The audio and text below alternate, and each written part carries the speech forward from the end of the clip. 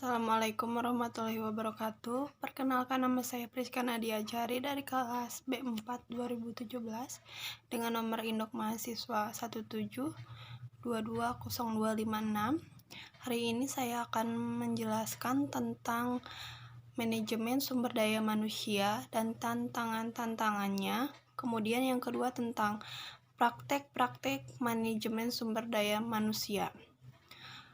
Manajemen sumber daya manusia merupakan suatu proses menangani berbagai masalah pada ruang lingkup karyawan, pegawai, buruh, manajer, atau semua tenaga kerja yang menopang seluruh aktivitas dari organisasi, lembaga, atau perusahaan untuk mencapai tujuan yang telah ditetapkan.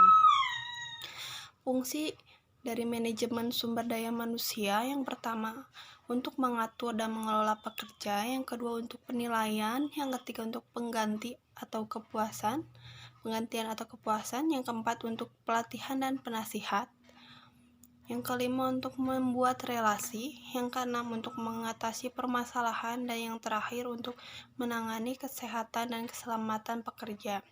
Tantangan-tantangan manajemen sumber daya manusia. Ada beberapa tantangan yang akan dihadapi. Yang pertama adalah tantangan ekstern atau tantangan dari lingkungan. Yang kedua adalah tantangan intern atau yang berasal dari keorganisasian. Yang ketiga adalah tantangan individual. Dan yang keempat adalah tantangan manajemen sumber daya manusia itu sendiri.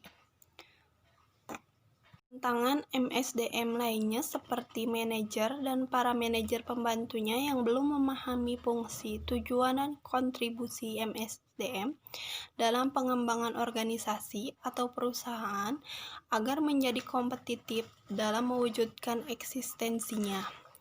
Yang kedua, banyak manajer dan para manajer bawahannya yang tidak menyadari, kurang memahami, dan tidak melaksanakan tanggung jawabnya dalam mengelola SDM di lingkungannya masing-masing. Praktek-praktek manajemen sumber daya manusia. Yang pertama, internal career opportunities, mengacu penggunaan internal labor market untuk memenuhi kebutuhan tenaga kerja perusahaan dibanding tenaga kerja dari eksternal. Yang kedua, training system formal, mengacu pada pelatihan formal yang diberikan kepada karyawan. Yang ketiga, sistem penilaian kinerja yang didasarkan pada hasil kerja atau perilaku kerja.